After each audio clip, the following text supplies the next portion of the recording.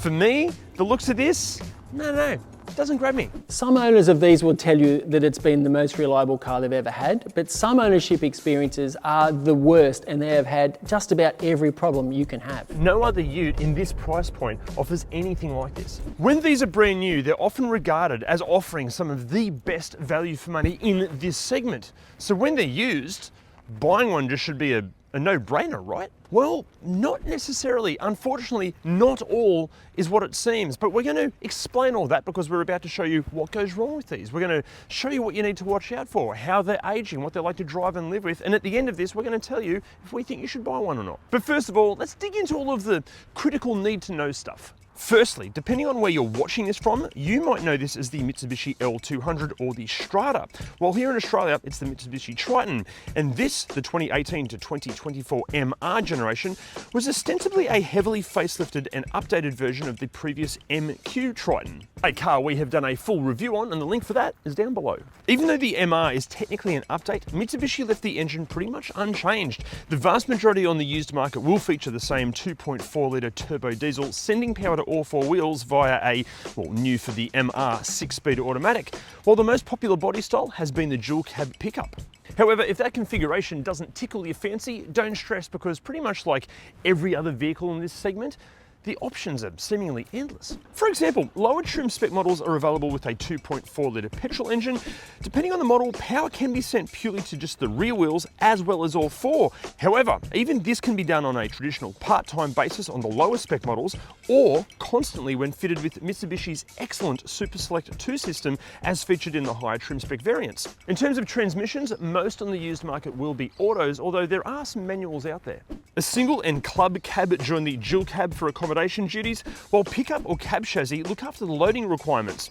And as far as trim variants go, well, you're going to have 10 to choose from. And with pricing ranging from about $18,000 to $75,000, just like when they were brand new, plenty of these undercut a lot of the competition. Toyota HiLux, Ford Ranger, Volkswagen Amarok, even the Nissan Navara and the Isuzu D-Max and Mazda BT50 twins will generally be asking more than the equivalent year, kilometre and trim spec Triton. And aside from saving some money by buying a Triton in the first place, the other way you might be able to save some money is by hitting the driver link down there. Driver will find you the very best finance packages from loads of different lenders. The entire process is done online, so it's easy and it's completely free. And even if you currently have car finance, check out that link because you might be paying too much. Now we need to talk about looks for a second. And look, I know plenty of people buying vehicles in this segment will claim that the aesthetics don't matter to them. That's bullshit. You do care about the looks as much as the next person.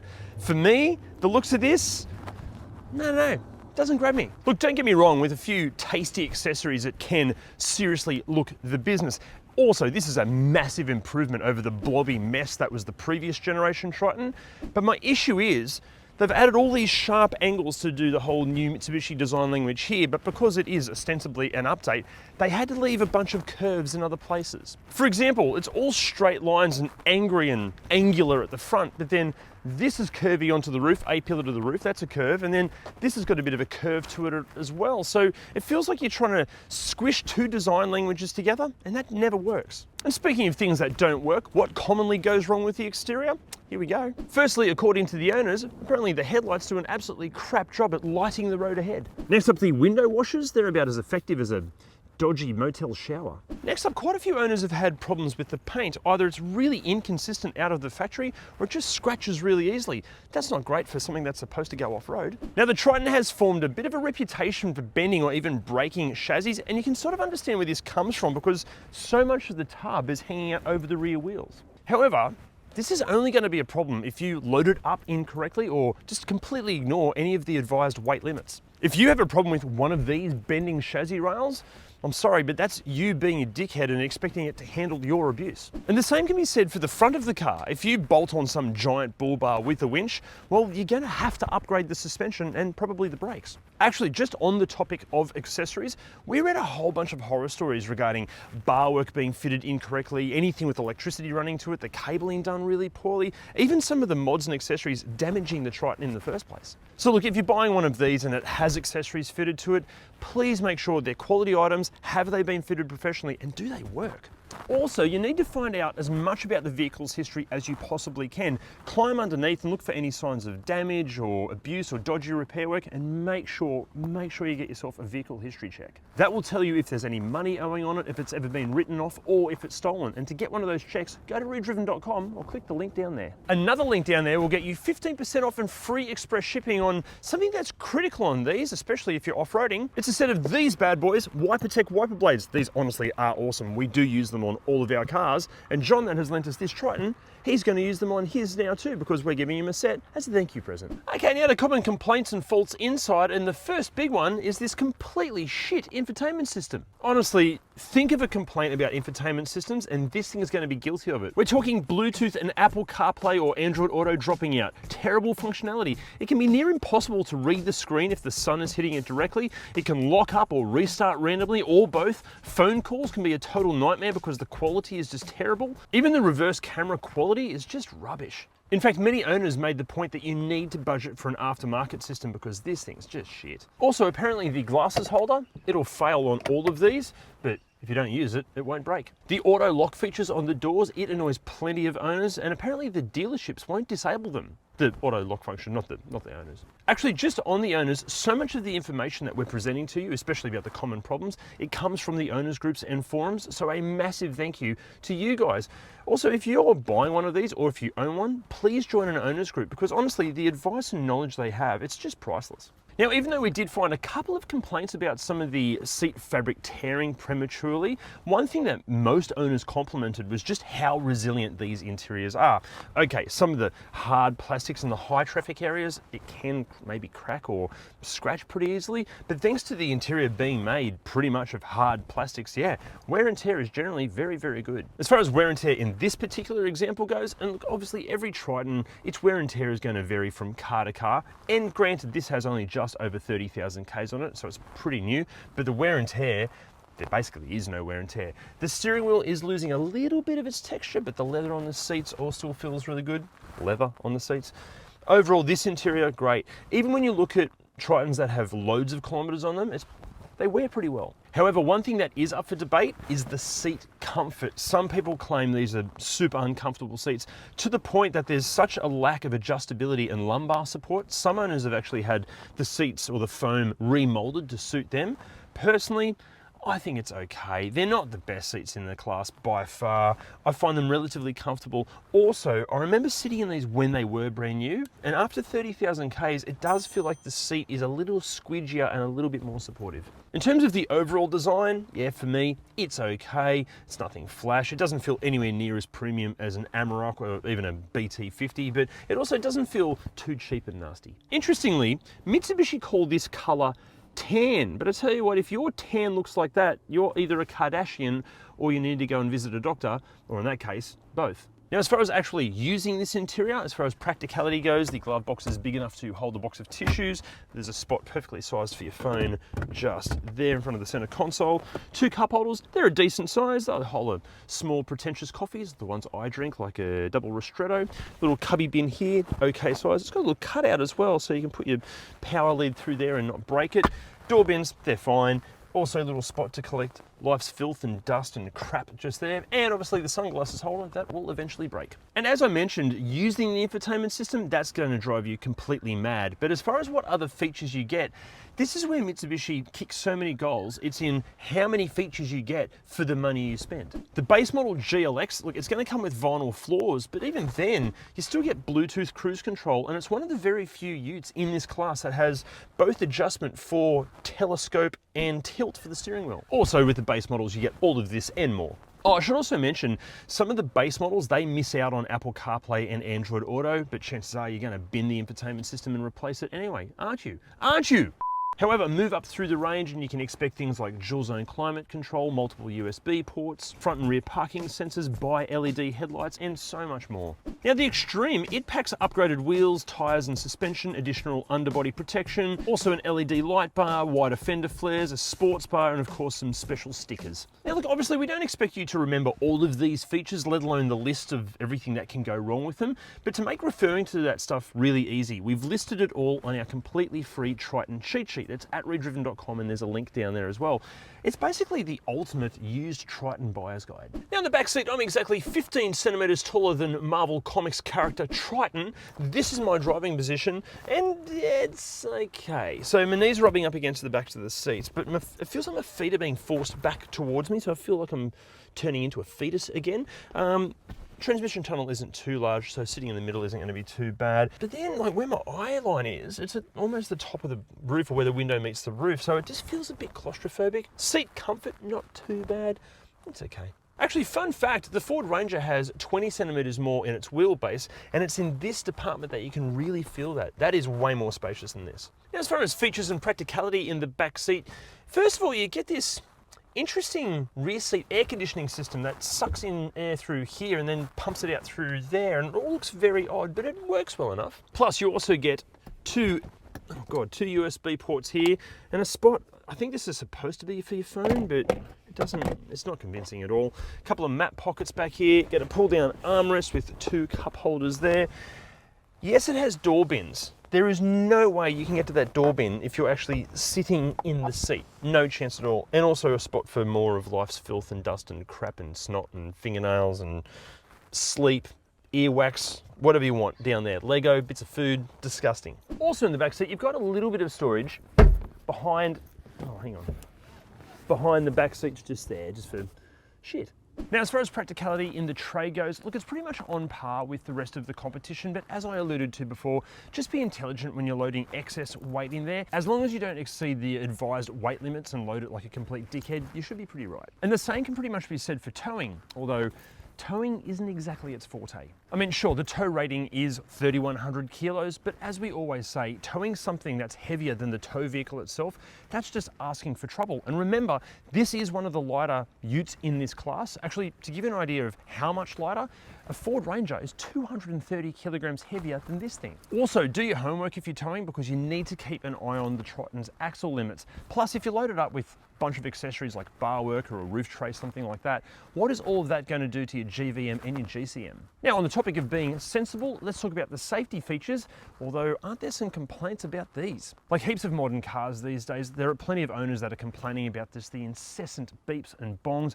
Also, the forward collision alert technology, it seems that calibration is just far too sensitive. But look, to take you through the safety features that you can expect, with the Triton being arguably the best value for money dual cab ute that you can buy, backed by popular demand, it's my accountant. No, that's fine, I'll get Stuart to do it. I'll be back to it in a minute. Okay, the safety features you can expect on most Tritons include 7 airbags, ABS, electronic traction and stability control, as well as autonomous emergency braking, a 360-degree camera, lane departure and blind spot monitoring systems, a rear cross traffic alert system, and a clever feature which stops you from accidentally accelerating into obstacles at low speed. However, it lacks radar cruise control, speed sign recognition, and some lane keeping tech. Now, when it comes to the common complaints and issues with the driving experience, the big one from owners seems to be that the ride quality is pretty harsh and it also pitches and rolls through the corners. The issue is, for the Triton to offer such fantastic value for money, well then it's obviously built to a budget, but that means that if Mitsubishi were to fit premium suspension, well, that would blow the budget out. And while a lot of people consider this category of car to be some sort of Swiss army knife of a family car, it's really important to remember that underneath all of this, it's just a pretty simple four-wheel drive work ute. So that means that for it to be really good at things like towing and carrying loads and off-roading, well then the compromise has to be that it's just pretty harsh when it comes to ride quality and handling. Honestly, like every ute in this class, they're basically the automotive epitome of compromise. If you're happy to do what Mitsubishi couldn't and spend the extra money to fit premium suspension, trust me, that can completely transform the way a Triton drives. And to find out what to buy, jump on the owners groups, because plenty of owners on there have experience and great advice on what setup to buy. And then also thanks to the harsh ride quality and budget-conscious interior plastics, quite a few owners complain that their interiors can get pretty rattly, especially on the wrong sorts of roads. This one, however, nah, no rattles whatsoever. It's silent. It sounds like a new car. Now, another big complaint we came across, this one comes from more of an ownership experience, is just how terrible some of Mitsubishi's dealerships after-sales service can be. Obviously not every single dealership, just a few of the dodgy ones. Mitsubishi offers an extended 10-year warranty, but to retain that warranty, you have to get the vehicle serviced at a Mitsubishi dealership. But as many owners have found, because you're basically locked into this service schedule with the dealership, well, there's no obligation from the dealership to offer decent customer service. Plus, apparently, the actual quality of the workmanship can be absolutely appalling, so it makes you question if it's worth dealing with it in the first place. So instead, maybe head to an independent mechanic and retain your 5-year warranty and just have the peace of mind that you and your Triton aren't being treated like second-class citizens. However, a massive compliment that so many owners give the Triton is this phenomenal Super Select 2 four-wheel drive system. Now, just a quick note, a lot of the lower spec Tritons, they don't feature Super Select 2, they have a more traditional full drive system like plenty of the other utes in this class where you can only drive in full drive mode when you're on a loose or slippery surface. Whereas Super Select 2, you can drive in four-wheel drive or 4-high on sealed surfaces. And best of all, you can select that at speeds up to 100 kilometers an hour. It's brilliant. And yes, Volkswagen's V6 Amarok, it does offer constant all-wheel drive, but no other ute in this price point offers anything like this. However, while we are comparing it to other utes in this class, the overall driving experience, it doesn't feel anywhere near as premium as the likes of a HiLux or a Ranger or a BT50 or a D-Max, let alone an Amarok.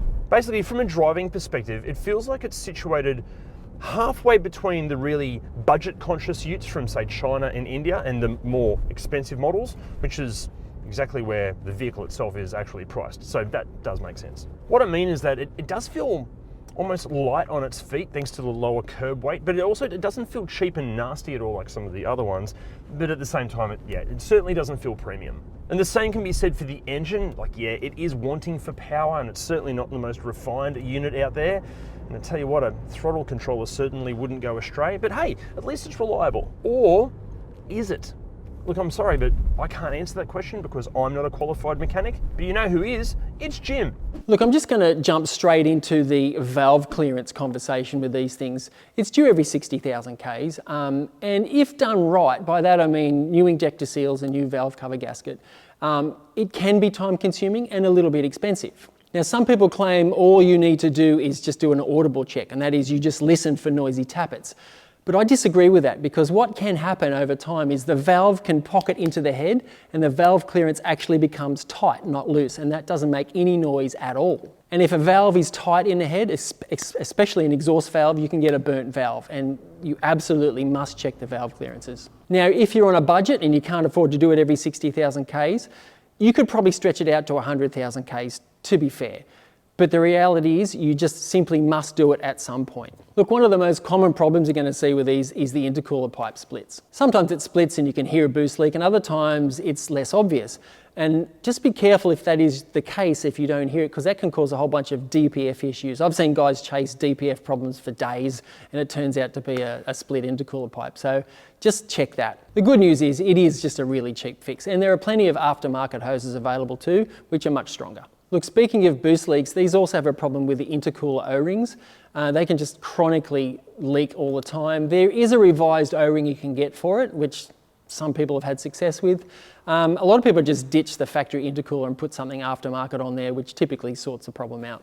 Not cheap though. The exhaust manifolds on these are known to crack. Some of them are getting done under warranty and others are out of warranty, but typically not a hard job to do, but yeah, just listen out for that crack. And speaking of cracks, look, cylinder heads, they are an issue in these cars. And in some cases, it can be like a $7,000 or $8,000 round trip, not cheap. Now, there is some conjecture that often the crack is a result of a poorly installed injector or over-tightened injector. It just splits around the injector tube and coolant leaks out there. Look, I can't say for sure whether that's true or not, because the problem here is there are plenty of these with cracked cylinder heads where the injectors have never been out. So it's more likely just to be luck of the draw. But either way, as I said, if you're unlucky for it to happen, it's really expensive. And although the cylinder head cracking is considered to be a common problem, you've got to consider there are tens of, well, hundreds of thousands of these on the road. So the actual number that crack, well, you've got to be pretty unlucky for it to happen. Now, if there is any truth to it being connected to poorly installed or over-tightened injectors, just make sure if you're doing it, or whoever is doing it, make sure they put a new genuine bottom seal under the injector, and make sure when they tighten it down, use a new bolt and use it and tighten it to the right factory specified torque. That way, it can't be the injector. Look, the turbos on these are usually pretty good, but the ones we have seen fail have been on vehicles that have been terribly serviced. So if you own one, keep the services up and you're less likely to have an issue with the turbo. Now, there's a lot of talk about the transmissions in these jumping out of gear. Yes, it is a common problem. Thankfully, Mitsubishi are honouring their drivetrain warranty, and in some cases, even when it's past the warranty date, they're still putting transmissions in them. So good on you, Mitsubishi. And look, like every vehicle in this category, you know, they've all got mods. So if you're buying one, or if you own one, just make sure you do the mods right. You know, make sure if you're going to hang a bull bar off the front of it, you don't completely block all the air to the radiator and overheat the thing. Just make sure that the suspension is set up right. Don't go too high. Just do it sensibly and you should be fine. And also, you know what helps? Just operating it with a bit of mechanical sympathy. You know, don't dump the clutch when you're in a bog hole and just go easy on it, and then it might last. So if you've watched any of our videos before, you'll know that we say pretty much the same thing when it comes to this category of vehicle. Every dual cab ute out there is pretty good, and they're all a bit shit. There simply isn't one best one. When researching through various four-wheel drive forums and groups, time and time again, we come across this ridiculous narrative of some dickhead claiming that the HiLux is best, or the Ranger is the one to buy, or that the Navara, Triton, or Amarok all suck, and they simply can't match a D-Max or a BT50. But you know what? That is all complete and utter bullshit, because the best dual cab ute for you is the one that suits your individual needs. But for us, the Triton is arguably the pick of the bunch because, okay, look, it's not perfect, but it nails all the important criteria and it doesn't ask exorbitant prices. I mean, you know the old saying, a jack of all trades, but a master of none? Well, that's pretty much the Triton, but isn't that what you want from a dual cab ute? However, the same could potentially be said about one of these. But a question for you, if you weren't to buy that or this, which one of the plethora of other dual cab utes would you buy? Let us know in the comments below. See you next time. That at least you and your Triton aren't being treated like Thanks.